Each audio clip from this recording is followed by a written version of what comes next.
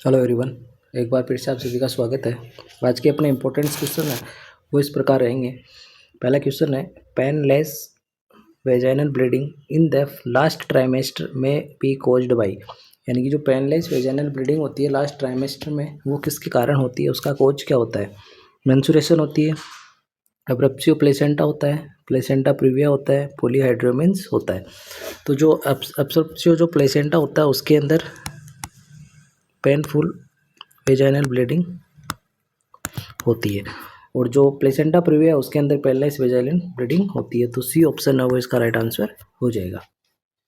Next अगला question है, a cardinal symptoms of the schizophrenia, यानी कि एक सिजोफ्रेनिया उसका कार्डिनल सिम्टम है क्लाइंट इज हेलुसिनेशन, क्लाइंट को क्या है, हेलुसिनेशन है। A nurse identify this as a problem in the category of, ये नर्स है वो आइडेंटिफाई कर रही है कि ये प्रॉब्लम है कौन सी कैटेगरी की है। इम्पेयर्ड कम्युनिकेशन की है, सेंसरी परसेप्चुअल अल्टरेशन की है, अल्टर्ड थॉट प्रोसेस की है, या इम्पेयर्ड सोशल इंटरेक्शन की है। तो जो हेलुसिनेशन है वो परसेप्शन का डिसऑर्डर होता है, तो इसके अंदर क्या होता है, अल्टर्ड सेंसरी परसेप्चुअल अल्टरेशन के कारण ये परेशानी होती है। तो इसका राइट आंसर बी ऑप्शन है वो राइट आंसर इसका हो जाएगा।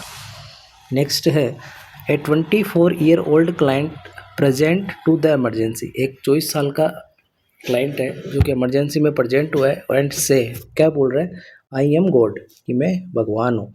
The nurse identify this is, nurse है वो आइडेंटिफाई करेगी कि ये क्या है, इल्यूजन है, हेलुसिनेशन है, डेल्यूजन है, या कन्वर्जन है।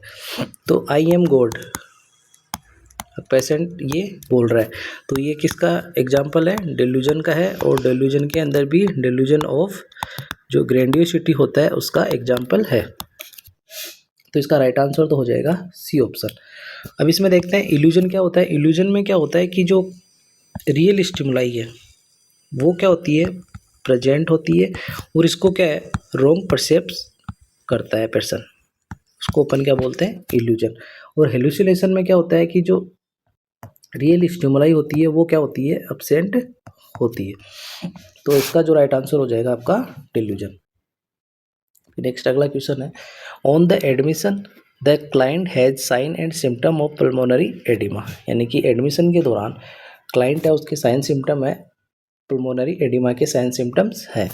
The nurse place the client, nurse है कौन सी जो पोजीशन है उसके अंदर क्लाइंट को प्लेस करेगी जो कि पल्मोनरी एडिमा पेशेंट को है।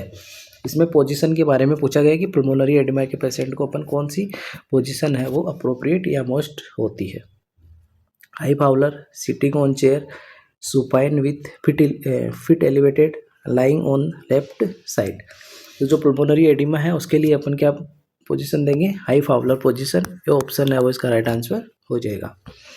फिर नेक्स्ट है, assessment of a new born for Apgar scoring, एक न्यू बॉर्न है उसको असेसमेंट कर रहे हैं किसके लिए, अपगार स्कोर के लिए। इंक्लूड ऑब्जर्वेशन फॉर, कौन सा ऑब्जर्वेशन है वो इंक्लूड किया जाता है अपगार स्कोर में।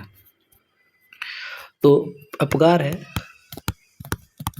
उसके अंदर होता है एक तो अपीरियंस, जिसको अपन कलर के नाम से जानते हैं, पी का मतलब पल्स रेट या हेड रेट, जी का मतलब ग्राइमेस, ए का मतलब एक्टिविटी, आर का मतलब रेस्पिरेटरी एफर्ट। इसके अंदर रेट है वो इंक्लूड नहीं है, इसमें अपन क्या देखते हैं, रेस्पिरेटरी एफर्ट को अपन चेक करते हैं। तो बेबिसी रिफ्लेक्स इसमें नहीं देखते, पुपिलरी रेस्पॉन्स इसमें नहीं देखते, और रेस्पिरेटरी रेट है वो इसमें नहीं देखते, इसमें देखते हैं एफर्ट, और हेड रेट है वो इसमें चेक करते हैं। तो सी ऑप्शन है वो इसका राइट आंसर हो जाएगा। फिर नेक्स्ट है, which type of insulin can be administered by a continuous IV drip, यानी कि इनमें से कौन सा इंसुलिन है जिसको अपन कंटिन्यूसली आईवी ड्रिप के साथ एडमिनिस्टर कर सकते हैं, यानी कि आईवी इसको दे सकते हैं। हुमोनिल एन, इसको अपन आईवी नहीं देते, एनपीएच इंसुलिन को भी आईवी नहीं देते, रेगुलर इंसुलिन है उसको अपन आईवी दे सकते हैं। तो सी ऑप्शन है वो इसका राइट आंसर हो जाएगा। नेक्स्ट अगला क्वेश्चन है, ए फर्स्ट ट्राइमेस्टर प्राइमी ग्रेविडा, एक फर्स्ट ट्राइमेस्टर के अंदर प्राइमी ग्रेविडा एक फीमेल है जिसको डायग्नोस्ड विथ एनीमिया, जो कि डायग्नोस हुआ है anaemia. The nurse should suspect, nurse है वो क्या सस्पेक्ट करेगी, that this anaemia is result of, यानी कि ये एनीमिया है वो किसका रिजल्ट है।